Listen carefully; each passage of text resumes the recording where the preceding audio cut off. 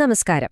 നമ്മുടെ ഫോണിലെ voice assistant മുതൽ നമുക്കിഷ്ടപ്പെട്ട സിനിമകൾ റെക്കമെൻഡ് ചെയ്യുന്ന ആപ്പുകൾ വരെ ആർട്ടിഫിഷ്യൽ ഇന്റലിജൻസ്, അതായത് AI, ഇന്ന് എല്ലായിടത്തുമുണ്ട്.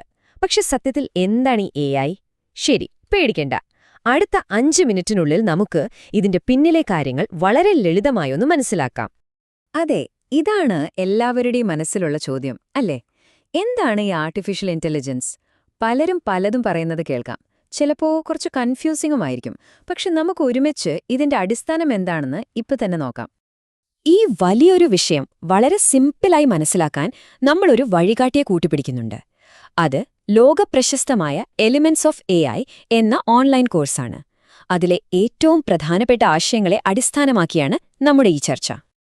അപ്പോ നമ്മുടെ ഈ ചെറിയ യാത്രയ്ക്ക് പ്രധാനമായും 4 ഭാഗങ്ങളുണ്ട്. ആദ്യം നമ്മൾ AI എന്താണെന്ന് നിർവചിക്കും. പിന്നെ അത് യഥാർത്ഥത്തിൽ എങ്ങനെയാണ് പ്രശ്നങ്ങൾ പരിഹരിക്കുന്നതെന്ന് നോക്കും. അതിനുശേഷം AIയുടെ ഹൃദയമായ മെഷീൻ ലേണിംഗിനെപ്പറ്റി സംസാരിക്കും. അവസാനം ഇതെല്ലാം നമ്മുടെ ജീവിതത്തെ എങ്ങനെ ബാധിക്കുമെന്നും ചർച്ച ചെയ്യും. അപ്പോൾ റെഡിയല്ലേ?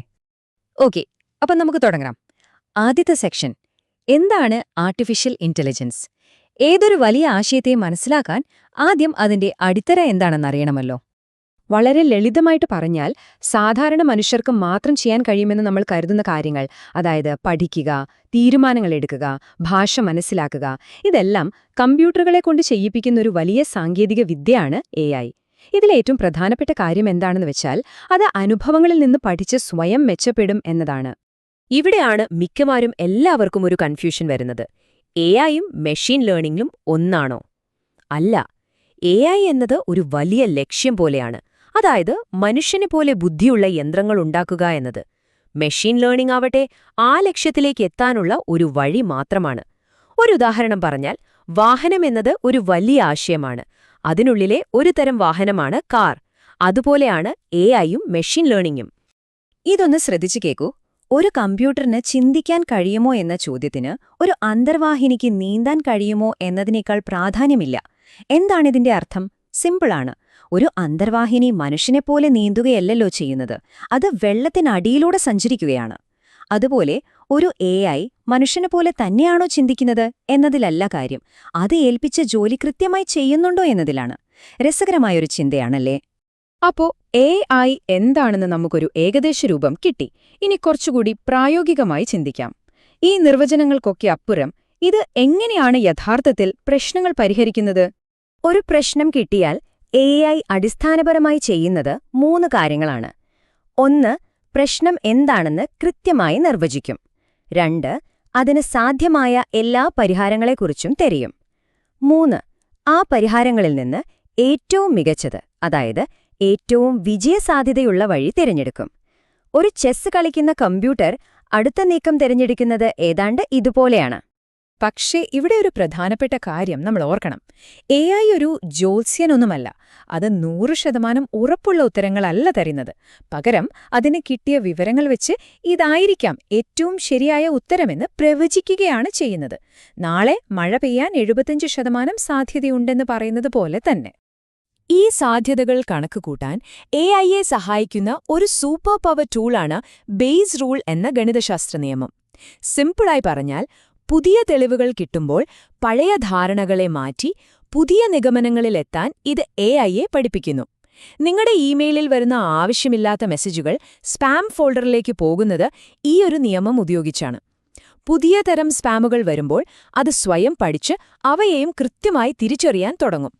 ശരി, ഇനി നമ്മൾ AIയുടെ ഏറ്റവും ആവേശകരമായ ഭാഗത്തേക്ക് കടക്കുകയാണ്. ഇന്നത്തെ AIയുടെ എഞ്ചിൻ എന്ന് തന്നെ പറയാവുന്ന മെഷീൻ ലേണിംഗ്. ഇന്ന് നമ്മൾ കാണുന്ന AI മാജിക്കിന് പിന്നിലെ യഥാർത്ഥ ശക്തി ഇതുതന്നെയാണ്. മെഷീനുകൾക്ക് പഠിക്കാൻ പല വഴികളുണ്ട്.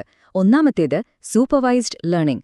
ഒരു ടീച്ചർ പഠിപ്പിക്കുന്നതുപോലെ ഇത് പൂച്ചയുടെ ചിത്രം, ഇത് പട്ടിയുടെ ചിത്രം എന്ന് ലേബിൾ ചെയ്ത ആയിരക്കണക്കിന് ചിത്രങ്ങൾ കാണിച്ചു പഠിപ്പിക്കുന്ന രീതിയാണിത്. രണ്ടാമത്തേത് അൺസൂപ്പർവൈസ്ഡ് ലേണിംഗ്. ഇവിടെ ആരും പഠിപ്പിക്കില്ല. ഡാറ്റയിലെ സാമ്യതകൾ സ്വയം കണ്ടെത്തി കാര്യങ്ങൾ തരംതിരിക്കാൻ പഠിക്കും. മൂന്നാമത്തേതാണ് റീഇൻഫോഴ്സ്മെന്റ് ലേണിംഗ്.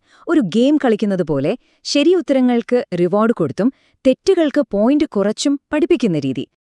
ഈ മെഷീൻ ലേണിംഗിന്റെയൊക്കെ തലച്ചോറ് എന്ന് പറയാൻ പറ്റുന്ന ഒന്നാണ് ന്യൂറൽ നെറ്റ്വർക്കുകൾ. നമ്മുടെ തലച്ചോറിൽ കോടിക്കണക്കിന് ന്യൂറോണുകൾ പരസ്പരം കണക്ട് ചെയ്ത് പ്രവർത്തിക്കുന്നില്ലേ? ഏതാണ്ട് അതുപോലെ വിവരങ്ങൾ കൈമാറാൻ പരസ്പരം ബന്ധിപ്പിച്ച ഒരുപാട് ഡിജിറ്റൽ നോഡുകളുടെ ഒരു ശൃംഖലയാണിത്. അപ്പോ ഇതെങ്ങനെയാണ് പഠിക്കുന്നത്?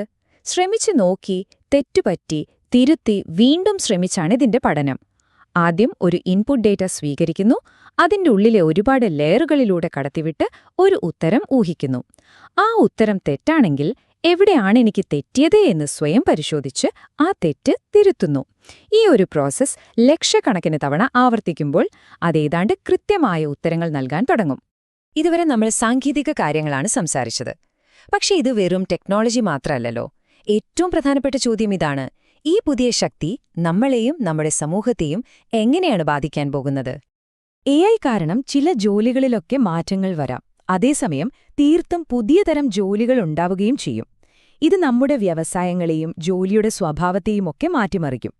പക്ഷെ മറുവശത്ത് മനുഷ്യന്റെ കഴിവുകളെ പുതിയ തലങ്ങളിലേക്ക് എത്തിക്കാനും സങ്കീർണമായ പ്രശ്നങ്ങൾ പരിഹരിക്കാനുള്ള ഒരു പുതിയ ഉപകരണമായി മാറാനും AIക്ക് സാധിക്കും. ഒരു കാര്യം നമ്മൾ ഉറപ്പായി മനസ്സിലാക്കണം: AIയുടെ ഭാവി എന്തായിരിക്കുമെന്ന് ആർക്കും പ്രവചിക്കാൻ പറ്റില്ല. കാരണം അത് തീരുമാനിക്കുന്നത് നമ്മൾ ഓരോരുത്തരുമാണ്. നമ്മുടെ മുന്നിൽ നല്ല ഭാവിയുടെയും ഒരുപക്ഷെ മോശം ഭാവിയുടെയും വഴികളുണ്ട്. ഏതു വഴി തിരഞ്ഞെടുക്കണം എന്നതിനെ ആശ്രയിച്ചിരിക്കും എല്ലാം.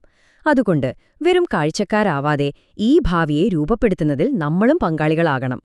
അപ്പോ ചുരുക്കി പറഞ്ഞാൽ ഇത്രയേ ഉള്ളൂ കാര്യം: AI എന്നത് ഒരു ചുറ്റിക പോലെയാണ്, ഒരു ഉപകരണം മാത്രം. ആ ചുറ്റിക ഉപയോഗിച്ച് നമുക്ക് മനോഹരമായ ഒരു വീട് പണിയാം, അല്ലെങ്കിൽ ഉള്ള വീട് തകർക്കാനും പറ്റും. തിരഞ്ഞെടുപ്പ് അത് ഉപയോഗിക്കുന്ന ആളുടേതാണ്. അതുപോലെ AI നല്ലതാണോ ചീത്തയാണോ എന്ന് തീരുമാനിക്കുന്നത് നമ്മൾ അതിനെ എങ്ങനെ ഉപയോഗിക്കുന്നു എന്നതിനെ ആശ്രയിച്ചിരിക്കും. AI ഇനി എങ്ങോട്ടും പോകാൻ പോകുന്നില്ല. അതിവിടെ തന്നെയുണ്ട്. അതിനെ പേടിച്ചിട്ടോ അവഗണിച്ചിട്ടോ ഒരു കാര്യവുമില്ല. ഇനി ഒരേയൊരു ചോദ്യമേ ബാക്കിയുള്ളൂ: ഈ അവിശ്വസനീയമായ ഉപകരണം ഉപയോഗിച്ച് നമ്മൾ എങ്ങനെയുള്ളൊരു ഭാവിയാണ് നിർമ്മിക്കാൻ പോകുന്നത്? ഈ ചോദ്യം ഞാൻ നിങ്ങൾക്ക് വിട്ടുതരുന്നു.